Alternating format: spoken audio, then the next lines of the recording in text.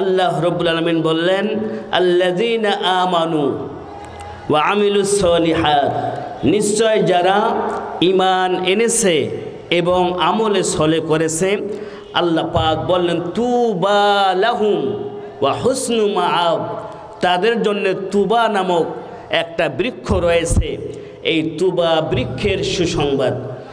আল্লাহ রাব্বুল আলামিন কুরআনুল কারীমের ভিতরে যেই কথাটি বলেছেন, মুফাসসিরে কিরাম বিভিন্নভাবে সেটার ব্যাখ্যা করেছেন। তাফসীরের ভিতরে এসেছে যে তুবা বৃক্ষ এটা এমন একটা বৃক্ষ, আল্লাহ রাব্বুল আলামিন যেই দিন জান্নাত বানা শেষ করে দিলেন, জান্নাত বানা থেকে আল্লাহ পাক ফারেগ হয়ে গেলেন, এমত অবস্থায় আল্লাহ রাব্বুল আলামিন জান্নাতের মাটির ভিতরে একটা মুক্তার দানা রোপণ করে দিলেন, বলি সুবহানাল্লাহ।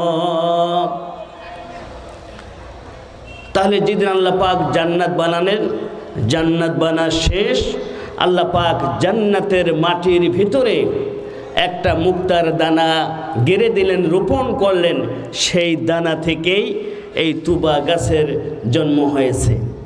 এখন প্রশ্ন আসতে পারে, শুনেছি সারা জীবন জান্নাতের গাছপালা তরুলতা যা আছে সব কিছু মণি মুক্তা, এরপরে দামি দামি ইয়াকুত পাথর, এরপরে দামি দামি আরও অনেক পাথর দিয়ে জান্নাতের এই বাগানকে, এই ঘরকে সাজিয়ে দেওয়া হয়েছে, সেই জান্নাতের ভিতরে আবার মাটিও থাকবে? এরকম প্রশ্ন আসতে পারে না? তো জান্নাতের ভিতরে মাটি রয়েছে। তো বিশ্বনবীজির সাহাবী রাস্তা দিয়ে হেঁটে যাচ্ছেন, বিশ্বনবীজির সাহাবী রাস্তা দিয়ে হেঁটে যাচ্ছেন, এমত অবস্থায় এক ইহুদি পণ্ডিত, যিনি তাওরাত কিতাবের জ্ঞান রাখতেন, ইনজিল কিতাবের যিনি জ্ঞান রাখতেন, এমন একজন পণ্ডিত ব্যক্তি বিশ্বনবীজির এক সাহাবীর সাক্ষাৎ পেয়ে গেলেন। ওই ইহুদি জিজ্ঞাসা করলেন, ও মুহাম্মাদের সাথীরা, তোমরা বলো মুহাম্মদ অনেক কিছুই জানে, তিনি গায়েবের সংবাদ জানেন, মুহাম্মদ অনেক কিছুই জানেন, তাহলে বলো তো জান্নাতের মাটিটা দেখতে কেমন হবে? ওই সময় ওই সাহাবীর বিষয়টা জানা ছিল না। ওই সাহাবী বিশ্বনবীর দরবারে চলে আসলেন, আসার পরে বললেন, ইয়া রাসূলুল্লাহ, ইয়া হাবিবাল্লাহ, এক ইহুদি আমাকে প্রশ্ন করেছে জাহান্নামের ভিতরে ফেরেশতা রয়েছে কয়জন? ওই ইহুদি বিশ্বনবীর সাহাবীকে প্রশ্ন করলো যে তুমি বলো তো জাহান্নামের প্রধান ফেরেশতা কয়জন? ওই সময় বিশ্বনবী ওই সাহাবীকে সূরাতুল কিয়ামতের আয়াত শোনায় দিলেন। বিশ্বনবীজি বললেন, আলাইহা 19, নিশ্চয় জাহান্নামের জন্য নিয়োজিত রয়েছে, রক্ষণাবেক্ষণ করার জন্যে সেখানে নিয়োজিত রয়েছে 19 জন ফেরেশতা। বিশ্বনবীজি ওই সময় ওই সাহাবীকে জানায় দিলেন, যেই ইহুদি তোমাকে প্রশ্ন করেছে জাহান্নামের ভিতরে ফেরেশতা রয়েছে কয়জন, তাকে জিজ্ঞাসা করবা জান্নাতের মাটিটা দেখতে কেমন হবে। এরপর ওই সাহাবীর সাথে ইহুদির আবার সাক্ষাৎ হয়ে গেল। ওই ইহুদিকে বিশ্বনবীর সাহাবী প্রশ্ন করলেন, ও ইহুদি তুমি আমাকে প্রশ্ন করেছ জাহান্নামের ভিতরে প্রধান ফেরেশতা কয়জন? শুনে নাও, জাহান্নামের প্রধান ফেরেশতা রয়েছে 19 জন। এরপরে বিশ্বনবীর সাহাবী তাকে প্রশ্ন করলেন, ও ইহুদি তুমি আমাকে জাহান্নামের প্রধান ফেরেশতা সম্পর্কে প্রশ্ন করেছো, এখন বলো তো জান্নাতের মাটিটা দেখতে কেমন হবে? ইহুদি একবারেই থমকে গেছেন, কারণ বিশ্বনবীজি যেই প্রশ্নটা করেছেন এই প্রশ্নটা তাদের পূর্বে যে কিতাব নাজিল হয়েছে তাওরাত ইনজিল, এই কিতাবের ভিতরে জান্নাতের মাটির বর্ণনা ছিল না, যার কারণে তারা যতই চেষ্টা করুক না কেন জান্নাতের মাটির রং বা জান্নাতের মাটি দেখতে কেমন তারা সেটা পেতেন না। সর্বশেষ বিশ্বনবীজি ওই সাহাবীকে জানায় দিলেন, ও আমার সাহাবী শুনে নাও, জান্নাতের মাটিটা দেখতে একবারে ময়দার মতো ধবধবে সাদা হয়ে যাবে। জান্নাতের মাটিটা দেখতে একবারে ময়দার মতো চকচকে হয়ে যাবে, একবারে সাদা ধবধবে হয়ে যাবে।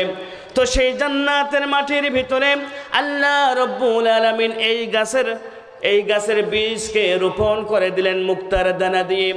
এরপরে নবীজি বলেছেন, এই গাছকে যখন জান্নাতের মাটির ভিতরে রোপণ করা হলো, সঙ্গে সঙ্গে এই তুবা বৃক্ষ গোটা জান্নাতকে ঘিরে ফেললো। বলি সুবহানাল্লাহ। এই তুবা বৃক্ষ যখন আল্লাহ পাক রোপণ করলেন, সঙ্গে সঙ্গে এটা প্রত্যেকটা জান্নাতের কক্ষে কক্ষে, রুমে রুমে এর ডালপালা, এর পাতাগুলো সব প্রবেশ করলো। এরপরে এই তুবা বৃক্ষের ভিতরে আল্লাহ রব্বুল আলামিন এমন কিছু সৌন্দর্য মণ্ডিত জিনিস সেখানে রেখে দিলেন। এরপরে কিয়ামতের ময়দানে যখন বিচার হয়ে যাবে, জান্নাতি মানুষগুলোকে যখন জান্নাতের ভিতরে প্রবেশ করানো হবে, নবীজি বলেছেন জান্নাতের ভিতরে প্রবেশ করার পরে একদিন আল্লাহ রব্বুল আলামিন জান্নাতি বান্দাদেরকে তার দিদার দেওয়ার জন্য ডাকবেন। ওই সময় আল্লাহ রব্বুল আলামিন যখন জান্নাতি বান্দাদেরকে দিদার দেওয়ার জন্য ডাকবেন, ওই সময় আল্লাহ রব্বুল আলামিন এই তুবা বৃক্ষকে বলবেন, ও তুবা বৃক্ষ, তোমার ভিতরে যতগুলো সৌন্দর্যমণ্ডিত জিনিস রয়েছে, সমস্ত সৌন্দর্যগুলোকে আজকে তুমি নামিয়ে দাও। বলি সুবহানাল্লাহ। নবীজি বলেছেন, তাফসীরের কিতাবে এসেছে, সঙ্গে সঙ্গে তুবা বৃক্ষ তার সমস্ত সৌন্দর্যগুলো নামায় দেবে। সঙ্গে সঙ্গে ওই তুবা বৃক্ষ থেকে এমন কিছু উট নেমে আসবে, যেই উটগুলোকে নবীজি বলেছেন মণি মুক্তা দিয়ে এই উটগুলোকে সাজিয়ে সাজিয়ে আল্লাহ পাক এই তুবা নামক বৃক্ষের পাতার উপরে রেখে দিবেন। যেদিন আল্লাহ পাক তার দিদার দেওয়ার জন্যে জান্নাতীদেরকে ডাক দিবেন, সেই দিন এই তুবা বৃক্ষ থেকে এই উটগুলো নেমে আসবে। উটগুলো যখন নেমে আসবে, আল্লাহ রব্বুল আলামিন তখন ফেরেশতাকে ডাক দিবেন। ফেরেশতাকে ডাক দেওয়ার পরে বলবেন, ও ফেরেশতারা, আমার জান্নাতি বান্দাদেরকে গিয়ে আমন্ত্রণ করো, আজকে আল্লাহ রব্বুল আলামিন আমি তাদেরকে দিদারে দিয়ে দিব।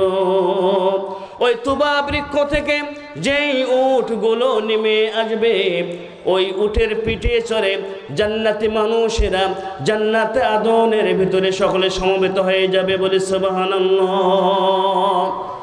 তাহলে এই জান্নাতুল আদনের ভিতরে আল্লাহ পাক ওনার মহিমান্বিত দিদার জান্নাতি বান্দাদেরকে দান করবেন।